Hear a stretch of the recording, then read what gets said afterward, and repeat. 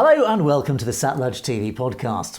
Our returning guest today is a retired US Army colonel. Originally born in Punjab, a few years after partition, he received his education in India but completed his postgraduate after emigrating to the US. And it was then he was commissioned into the US Army. But after studying applied political science in the early 1980s, he discovered an entirely different perspective of Mahatma Gandhi and indeed the history of the oppression of the Sikhs in the Punjab post-partition. He's the author of several books, including Gandhi Behind the Mask of Divinity and Gandhi Under Cross-Examination. And more relevantly for today's discussion, he's also the author of the Constitution of India Simplified, an analysis of one of the key elements still causing political and social problems even today. So, as the first part in a new series examining the Indian Constitution, I'm very pleased to welcome back to the SATLUJ TV podcast my guest, Col GB Singh. Col Singh, welcome and thank you for joining us today. Thank you, sir. Thank you. Glad to be here.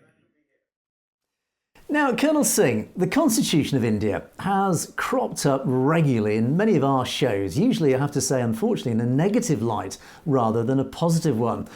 It seems to have become, well, the root cause of deep division and political machinations that are currently causing so much social unrest, particularly in the northwest of India.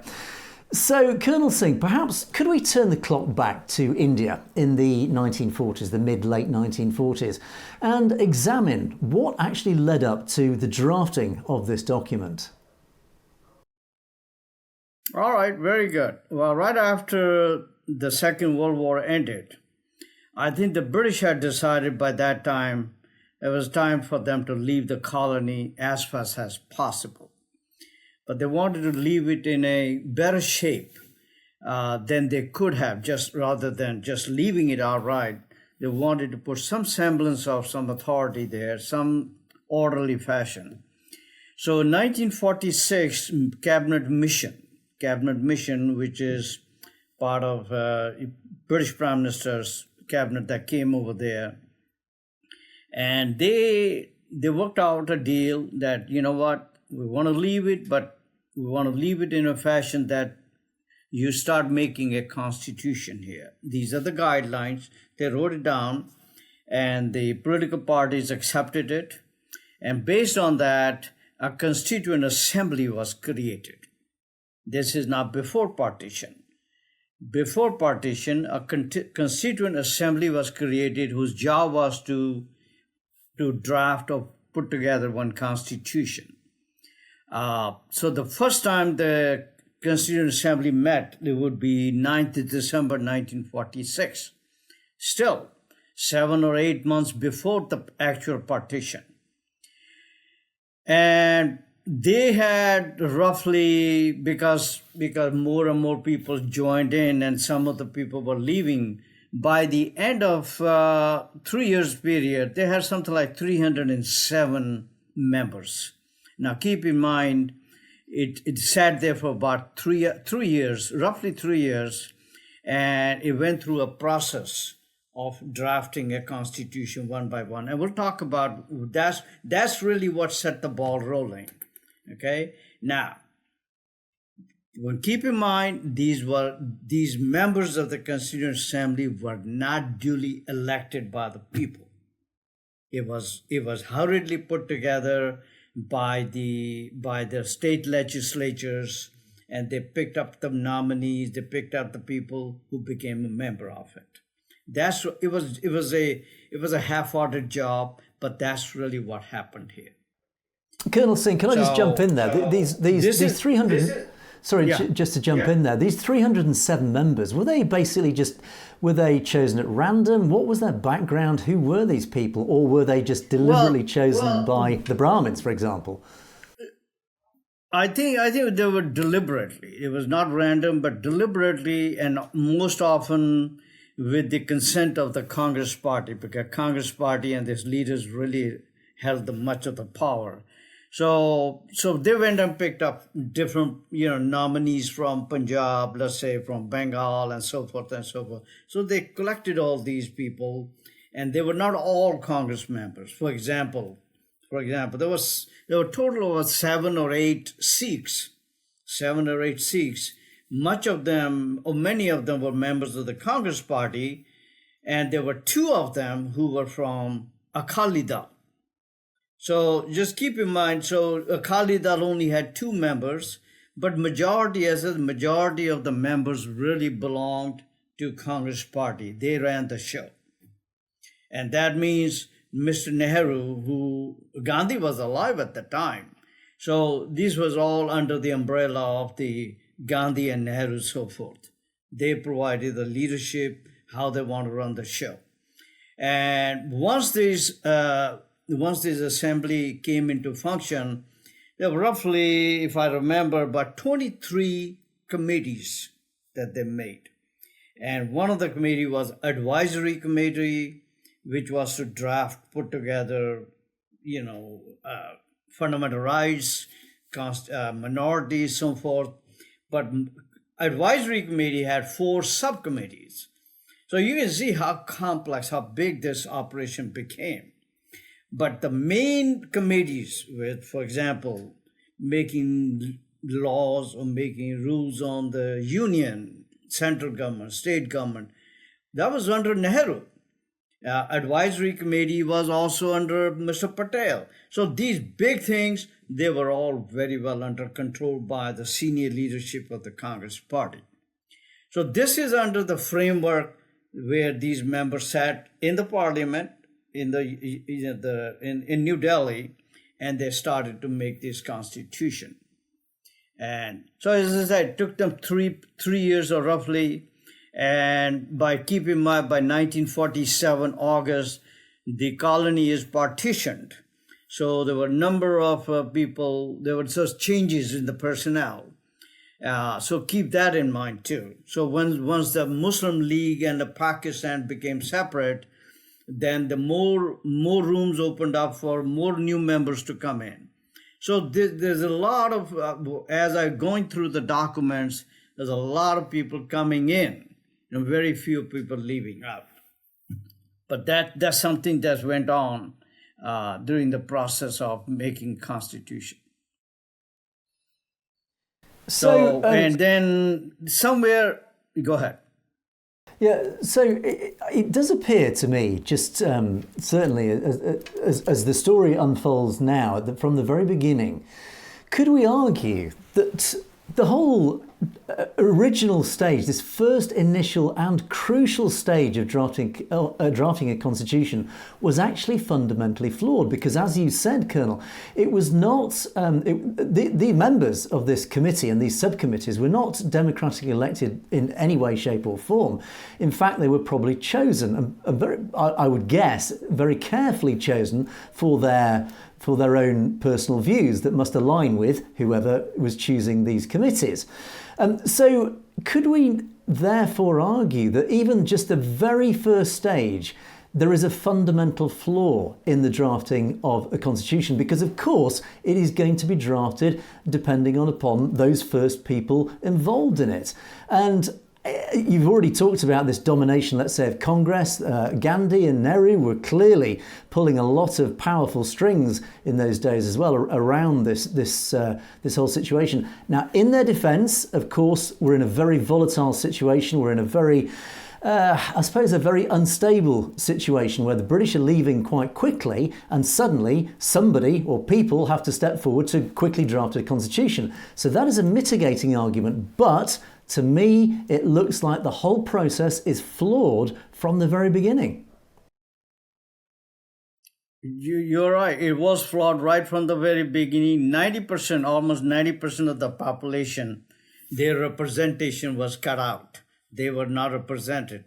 So, but again, because the British are leaving and too many things were happening, this is the best they could come up with so that they can leave fast. And understand this is what happened, and we are just looking back after many, many years what really happened. Okay, this what we are talking about. This has not been discussed in the society, even in India. Nobody really talks about these things. We just continue to let it go. So what you and I are talking, very, very few people talk about that. Yeah, and obviously for good reason. In fact, because the whole yes, as I say, obviously for good reason, Constitution because remains a mystery. Yeah.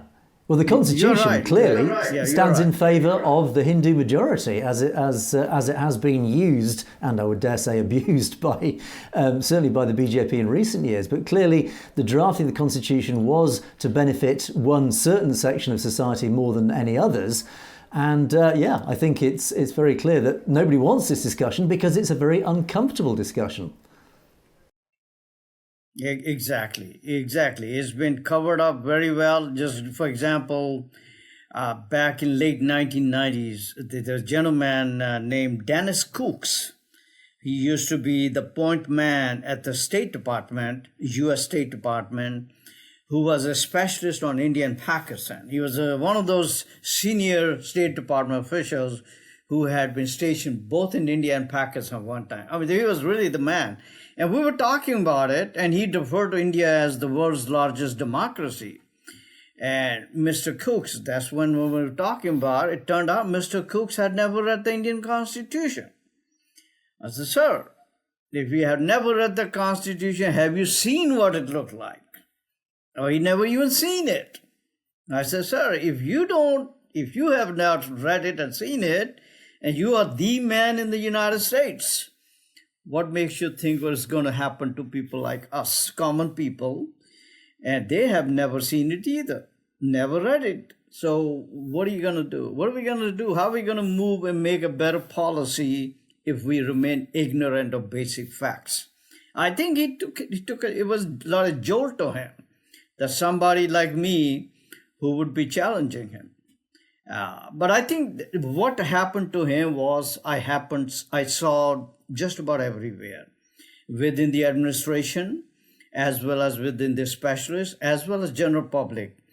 I don't remember I ever saw an individual, ever met an individual who has actually read it. Everybody thinks that they know about it. Everybody thinks it's a democracy. Everybody thinks it guarantees fundamental rights and is one of the best ever things that happened. But nobody actually read it. And this is where I began to challenge people. And things began to change. Once you begin to challenge, and obviously I had to get the real copy of the Constitution and read it thoroughly myself. That's where things began to change. Okay? Give credit to the State Department. I have to give credit to them. I think they did change their tone after that. After that, they did change their tone. I don't think I ever seen them describing India as a great democracy and that. I don't think I ever see that. The journalists, I've seen a lot of journalists still continue to do that. But there is a change there. A lot of people now know about it. And then, of course, I ended up writing a book with another author. The whole idea was that a lot of people simply cannot understand this stuff. Simple people, but cannot understand it. And I said, you know what, let's write a book, simplified. Even when you simplify it, even that is difficult because it's English language. And a lot of these terms are Western-oriented terminologies that local people in India really they have difficulty understanding such things. But that's really the background how I got into it. And it has continued even today, as you and I are talking. I think it's the first time we'll be talking in more details. More, like for example, we'll be talking about the preamble. That preamble can throw off a lot of people based on what we're going to be talking about. But in their mind, simple people, they think we the people, because that's what the preamble starts. So they really believe that this whole thing was done so beautifully. We copied a lot of things from the American Constitution, which they believe is also beautiful. So a lot of those suggestions became facts. They become facts in the minds. And I think you see in reality what actually it says as opposed to what we are led to believe. So right from the very start, you can see the flaws right in how the Constituent Assembly came into effect and what was really going on in it. Now, you have one of the people do ask me, well, where are the sources, the documents?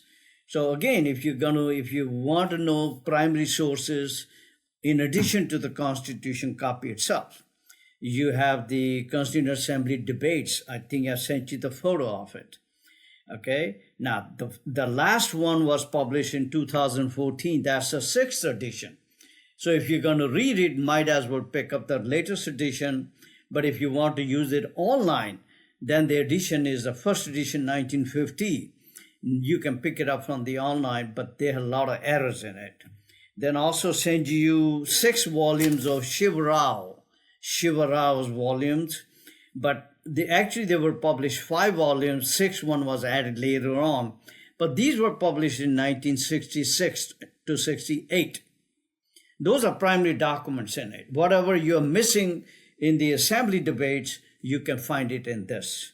And then the last one is K.M. Munshi, which was a very prominent Hindu leader, and he was a part of the Constituent Assembly. He wrote 2 volumes in 1967 and onward. Volume number 2 specifically is earmarked for these primary documents. So all in all, you have roughly 11,000 pages of primary documents. And if you read them all, I think you really get the gist of what really happened. And I think those are very important for if anybody wants to talk about it in a credible sense. That's really what is needed. But at the least, get a copy of the Constitution and read it for yourself. It's written in English because that's when it was published. It's also written in Hindi and some other Indian languages. I'm not sure if those translations are accurate, but at least in English, if you can read English, you'll get the better sense of it. So, Colonel Singh, if we let's look at this at the very first stage of the drafting of the Constitution. As you refer to, it's been drawn from all sorts of varied sources, not least the US Constitution and, of course, other countries' constitutions. So if we take a look at the preamble, for example, just the very basic, let's call it the mission statement of the Constitution, talk us through this preamble. The Indian Constitution clearly does borrow from several other nations' preambles. Can you perhaps talk us through the preamble?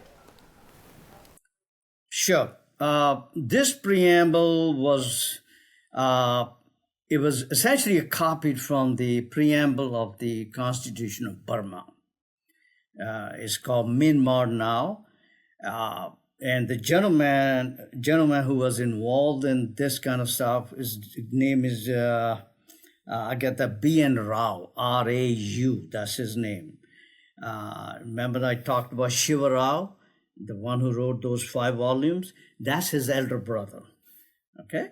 So Mr. Rao, R-A-U, because his spelling is different here. Mr. Rao was also involved with the framing of the Constitution of Burma.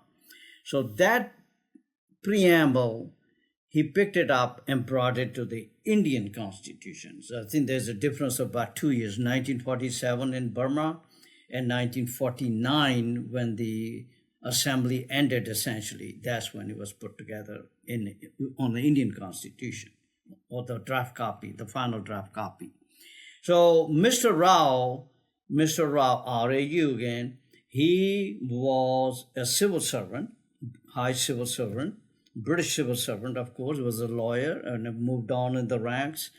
And he was a constitutional advisor during the time this constitution was being made. In other words, he had the power, what goes on, what goes inside and what goes out. And he had a lot of imprint on it. The first draft copy that was made of the Constitution, it was really made by this guy. So he had a lot of input into it, okay? Now, let's say the other thing is, as if you look at the Constitution today, you have 395 articles. Now, 395 articles does not include the preamble. Preamble is separate. You have 12 schedules in it and then 3 appendices. It's a lengthy document. In fact, I've been told it's the world's largest constitution of any nation. I tend to believe that. And then on top of it, since it came into force, 1950, January 26, 1950, it already has 106 amendments. The last one just came up last year in September 2023. So 106 amendments, and some of them are really small, some of them are quite big. And so the big ones have multiple amendments in the same amendment. So that kind of makes it more complicated to study. So anyway, so Mr. Rao also, I think, may have been also influenced by the American Constitution, because if you read the American Constitution, it also starts with the preamble, we the people. So that whole idea sounded good, so he borrowed it from there, and it made sense. So because we the people, it also is useful for false propaganda. We can show to the world, we the people, our people of India have been involved in making this constitution. It feels good. And that's what it has also nurtured, a huge amount of propaganda throughout. Okay? And then there's something more which is going on as part of the propaganda. Mr. Rao's name is almost lost today. It's been replaced by another name called Ambedkar, Dr. B.R. Ambedkar. He was the leader of the India's untouchables. So today the propaganda is that this constitution was actually made by him. He was the author of it. He was the architect of it. He was the chief architect of it. And I mean, those kinds of words are being put out on his. So when we say we the people in the preamble, people think it's written by Dr. Ambedkar, because Mr. Rao's name is just gone. Okay, unless you dig into it, you'll find it. Other than that, hardly anybody knows about him. Okay, so, and then, by the way, Mr. Rao eventually left. He was selected for the international court in Hague, and that's where I think he died in 1953. So he didn't live long enough to see the constitution that he ended up helping out, what actually was done over the years. He didn't get it. He didn't live long enough to see that. But I think today the time has come to take a new look into it, and I think preamble is your best. So let's look at the preamble. Okay, you have a copy of it. I sent it to you, and I think the pudding is right where when you begin to read word for word. Word for word. Now, we're going to read the preamble as it is published today. The reason I'm saying it is that in 1976, during Mrs. Indira Gandhi's time, there were two changes that were made here. Two amendments, amendment number 42nd, if I remember it, okay? Let's include that there as it is today. It has not been changed since 1976. Let's take a look. So I'm going to read it. We the people of India, having solemnly resolved to constitute India into a, now very important, sovereign, socialist, secular, democratic republic. So socialist and secular were added 1976. Just want to give you an update. Okay, so let's go back again. We the people of India, having solemnly resolved to constitute India into a sovereign, socialist, secular, democratic republic. Now right there, that terminology, those 4 words or 5 words, it reminds you of who? It reminds you of communist countries. Communist countries under a Soviet Union, they are the ones who use that terminology. And again, this is at a time Indira Gandhi was deeply, deeply connected with Soviet Union. Okay, and it makes sense because these people looked upon themselves also as a progeny of socialism, communism. That's what really it is. And since 1976, no other government has changed it. It still remains in effect today. Yeah, and I think if I can just jump in there. We are going to... Sorry, Colonel Singh, just to jump in there, this is fascinating actually, because the addition of those two words are very, very significant for obvious reasons. And this reference to the Soviet Union, we do know, of course, the relationship between Indira Gandhi and the KGB at the time, of course, the events that led up to 1984, Blue Star, etc., and the genocides that followed.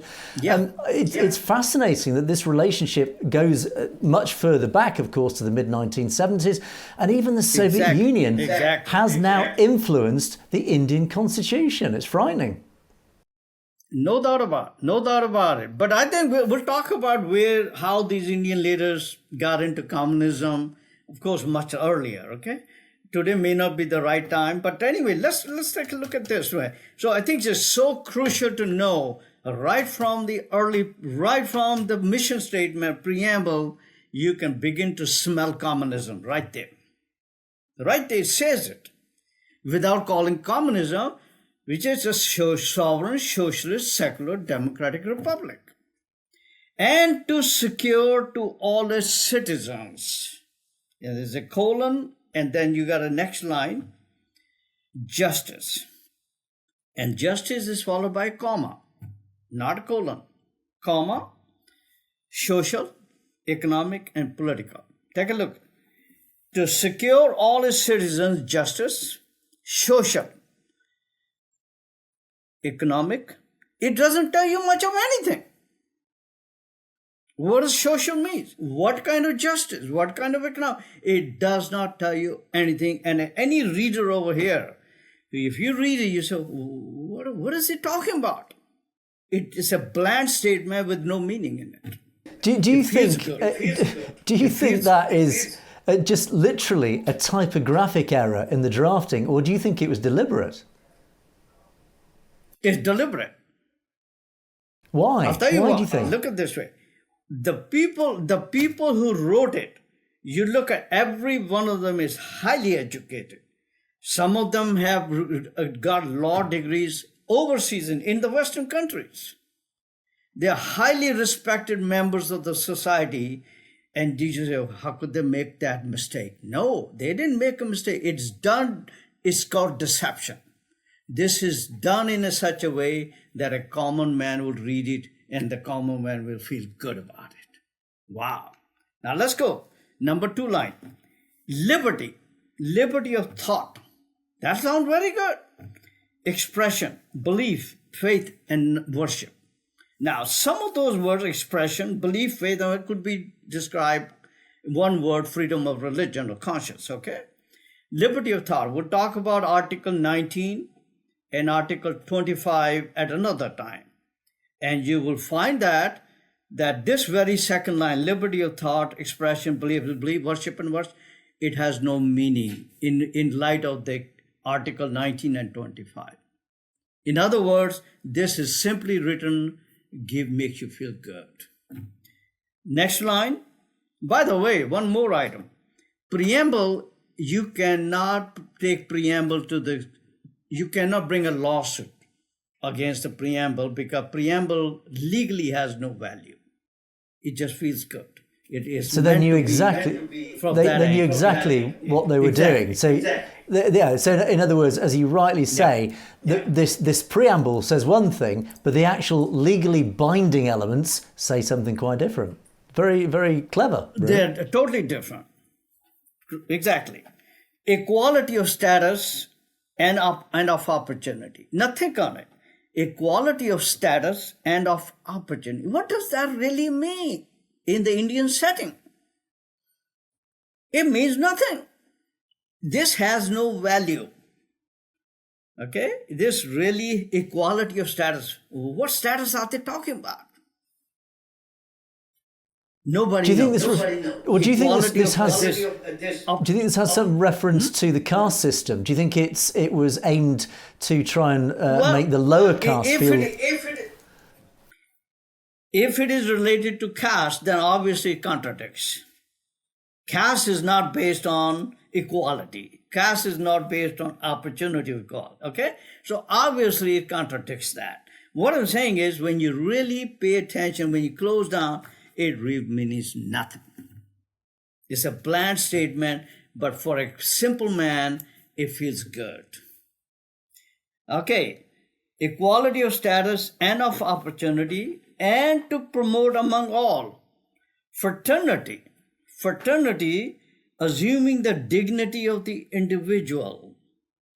All right, right there, it again you say, all right, it would have been nice if they had said we're going to abolish the caste system. Then it would make sense. Okay, a fraternity, assuming the dignity of the. Why would you assume the dignity of an individual when, in light of fact, this country riddled with the caste system, inequality is everywhere. Okay, so again, this thing has again no value. It may sound good in America or somewhere else in the Western country, but right there it has no value. And you'll see throughout the Constitution, it violates that because caste system is legal. Yeah, so basically it's a marketing statement. It's like a company with a great big marketing statement that doesn't deliver what it claims. Yeah. So and then there's the unity and integrity of a nation. Again, this was added by Indira Gandhi in 1976. Now take a look at it. Let's go back to 1976. Now, when you look at it today, for example, unity and integrity of the nation, you think, well, maybe there are nations out there around India that pose threat to India. Well, that's not what happened when 1976. When she had declared an emergency, the threat was, as she claimed, the threat was from inside of India. And I happened to be right there when she declared emergency, I think 1975. I happened to be there and I saw what was happening. There was no threat from inside. It was a threat to her status. That's what it was. And she automatically took it as a threat to the country. Now, this is when this was added. In other words, this mission statement is actually the very against the people of India in their mind if they ask for something for themselves, rights or whatever. If they presume that to be a threat, this is against them. So in other words, this very sentence, when it was coined in there, when it was added to the preamble, it was against the very nature of the people of India.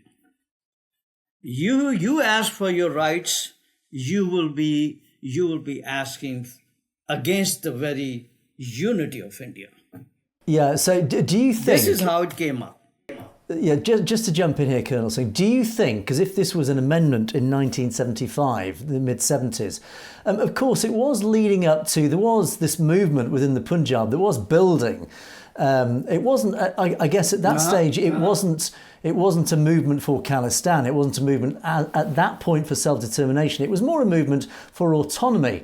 But maybe, do you believe that those in power, and let's say represented by Indira Gandhi, do you think they could fast forward their forecasts and realise that the movement in the Punjab would potentially lead to a breakaway, to self-determination and Khalistan? So do you think this was deliberately inserted with that in mind? And of course other regions within India that potentially may have started getting the thought of breaking away?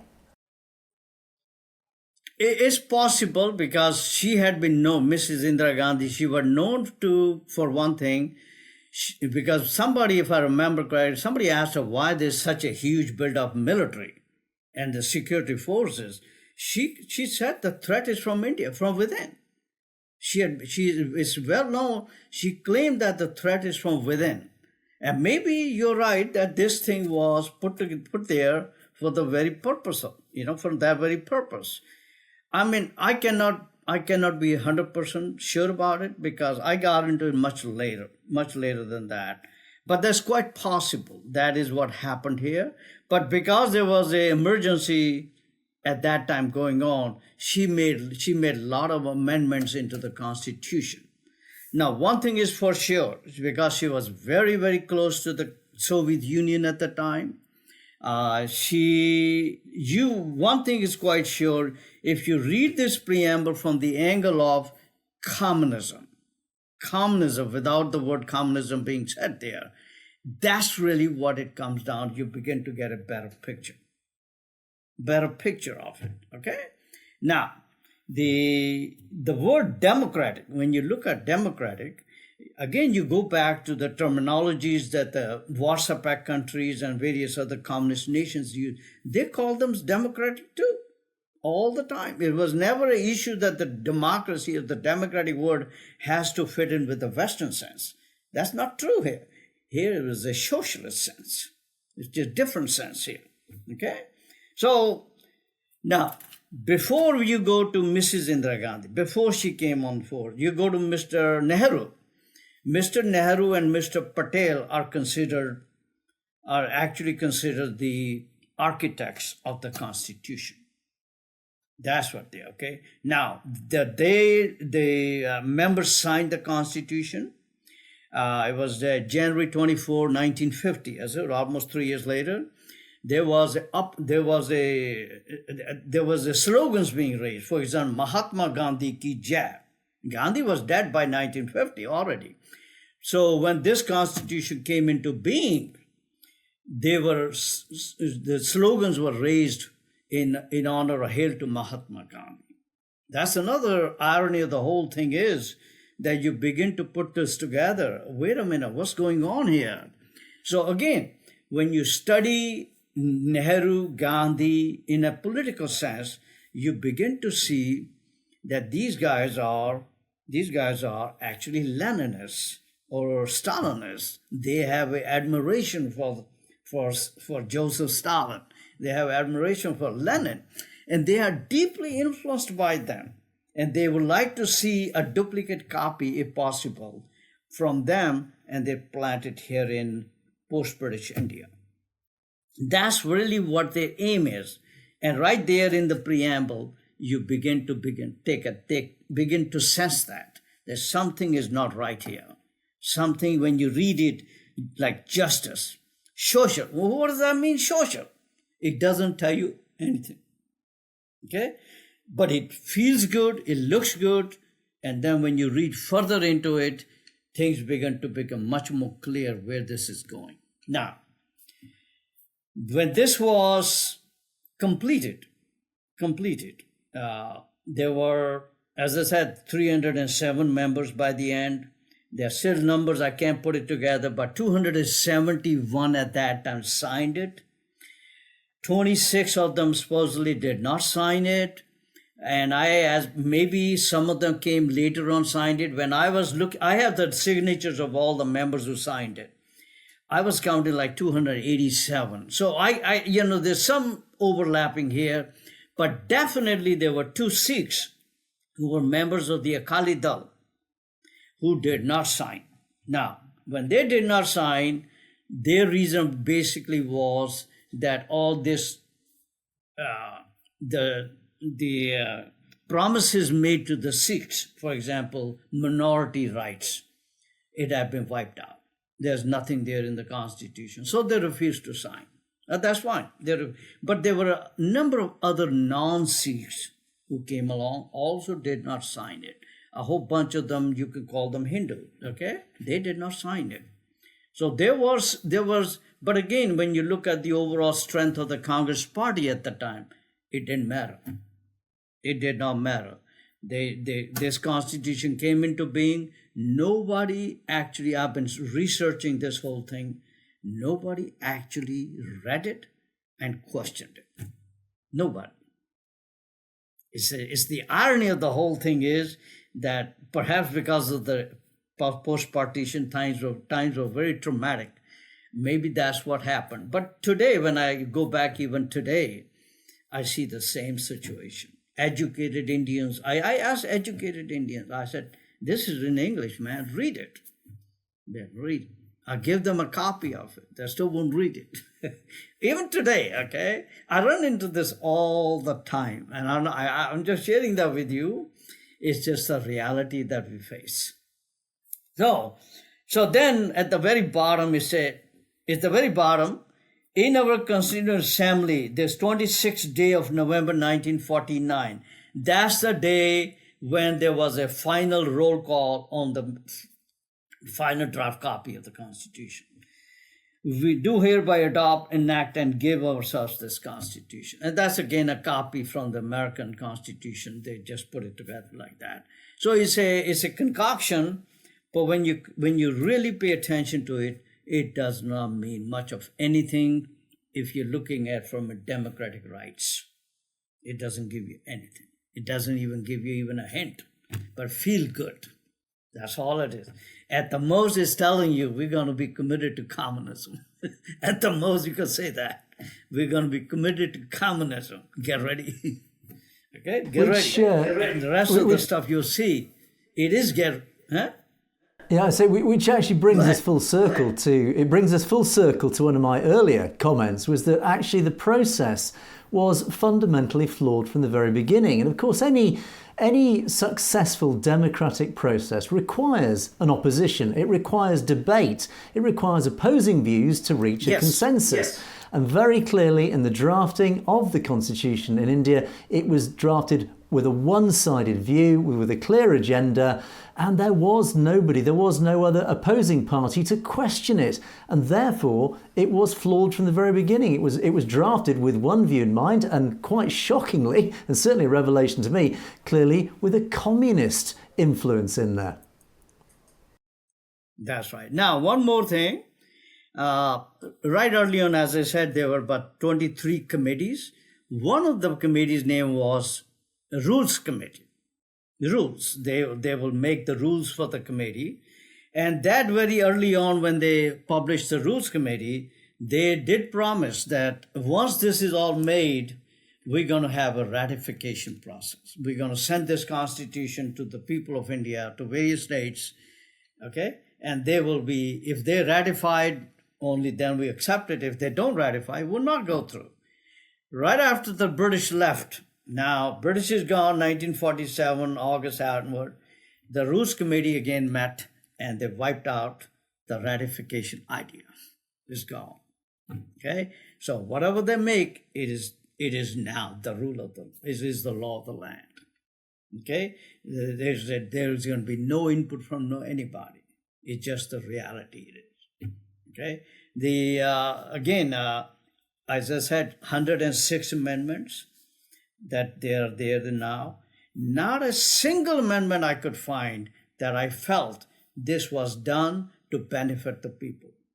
It was always at the benefiting the rulers.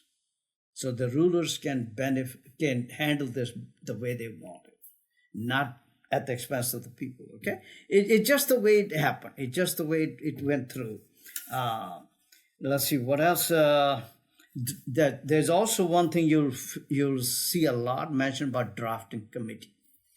Dr. Ambedkar was the chairman of the drafting committee. So in the Indian mind, when they are told that there's a drafting committee and there's a chairman of it, Indian mind thinks that this whole thing was done by the drafting committee.